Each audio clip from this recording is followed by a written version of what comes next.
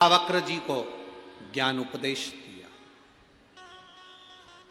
मणिभद्र जी, भगवान शंकर के दरवाजे के द्वारपाल मणिभद्र जी, जो चंद्रसेन राजा को मणि दे देते हैं और वो मणि के बल पर चंद्रसेन राजा पूरी सत्ता स्थापित कर ले। अब बाबा की कृपा देखिए, अष्टावक्र ने शिव जी का दर्शन किया। अष्टावक्र जी ने शंकर भगवान के शिवलिंग का पूजन करा, दर्शन करा। दर्शन कर कर अष्टावक्र जी ने उस जल का स्पर्श कर अपने मस्तक पर त्रिपुंड लगाया।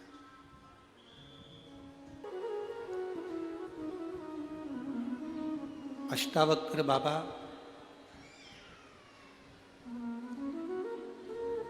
मणिभद्र जी के कहने पर शिव जी का पूजन करें हैं, भगवान शंकर की भक्ति करें, शिव आराधना करें, शिव की पूजन करिए।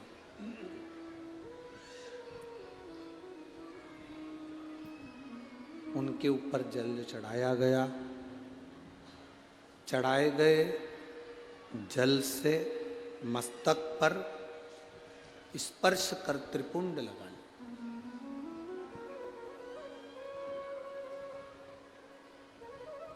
जो लोग कहते हैं शिव जी पे चढ़ा हुआ जल, कई लोग, बहुत सारे लोग दिन भर यूट्यूब पर, सोशल मीडिया पर ढेर सारे लोग मिलते हैं, दिन भर ज्ञान देते रहते हैं। पर आपको दृढ़ रहना है। शिव जी का एक नाम है पशुपति नाथ। क्या नाम है? पशुपति नाथ। पशु को पूजन करना आती है क्या? जम के बोलो जरा। पक्षी को पूजन करना आती है? किसी जानवर को पूजन करना आती है? पशु, पक्षी, जलचर, थलचर, वायुचर, जब इन जीव को, इन जलचर, थलचर, वायुचर को जब पूजन अर्चना नहीं आती तो शिव स्वीकार करते हैं। कई लोग कहते हैं शंकर जी की पूजन में गलती हो जाती है तो शंकर जी रुष्ट हो जाते हैं। शिव महापुराण में ऐसी कोई बात कहीं नहीं लिखी कि शंकर जी को आप बेलपत्र नहीं चढ़ाओगे तो रुष्ट हो जाएंगे, एक दिन जल नहीं चढ़ाओगे तो रुष्ट हो जाएंगे, या धतूरा नहीं चढ़ाओगे तो रुष्ट हो जाएंगे। पूरी पुराण में, अगर वाणी पर भरोसा नहीं हो तो गीता प्रेस गोरखपुर की शिव पुराण बाजार से खरीद कर लेकर जाओ, उसको पढ़ो। कहीं नहीं लिखा कि पूजन गलत हो जाए तो शिव रुष्ट हो जाते हैं। आपके लिए आए हैं, शिव हमारे हैं और हम शिव के, ये संबंध है। वक्र जी से कहा, शिव जी पे चढ़ाया गया जल खाली नहीं जाएगा, एक दिन तुमको इस जल का महत्व समझ में आएगा। जल का महत्व समझ में आएगा। ये अष्टावक्र जी से स्वयं मणिभद्र जी कह रहे हैं। अष्टावक्र जी ने जल का तिलक लगाया, कर का संवाद कर रहा है। शिव को चढ़ाया गया जल कहीं ना कहीं काम आता है। अष्टावक्र जी ने जल लगाया, चले उत्तर दिशा में पहुंच गए। एक बूढ़ी माँ बैठी थी, तपस्या कर रही थी। बूढ़ी माँ के सामने तपस्या करते हुए अष्टावक्र जी ने देखा, उसको देखकर दर्शन करा। बूढ़ी माँ के नेत्र खुले, उसके घर की दासियां आ गई, दासियों ने उसकी सेवा करी अष्टावक्र जी की। अष्टावक्र जी विश्राम करे, भोजन करे, सोने लगे, आराम करने लगे। बूढ़ी माँ ने बहुत परीक्षा की।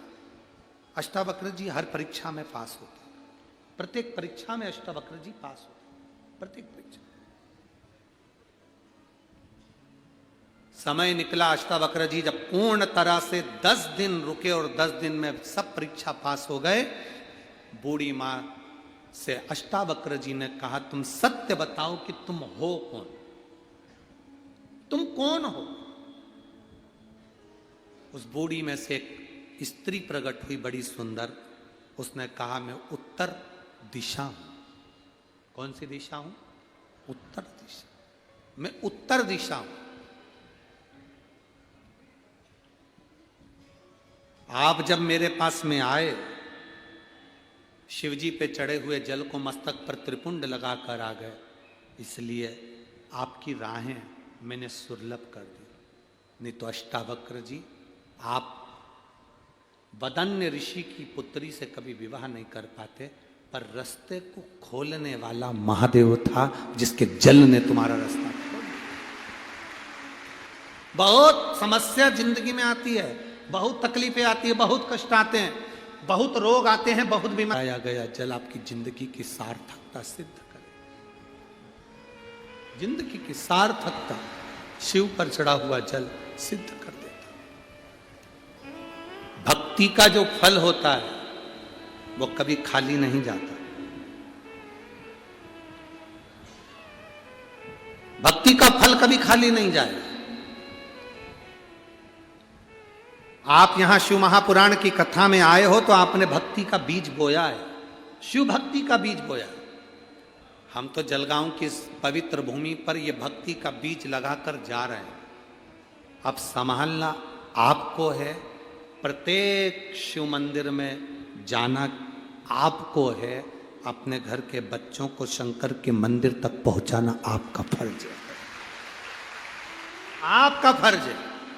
सुबह, रात्रि को, दिन में जब फुर्सत मिले, दुकान नहीं चले, व्यापार नहीं चले, तो दिल से अपनी गादी पर बैठकर उस महादेव को याद करना, कुबेर भंडारी को याद करना, कुबेरेश्वर महादेव को याद करना, मन से श्री शिवाय नमस्तुभ्यम कहना, दिल से कहना, सुनेगा।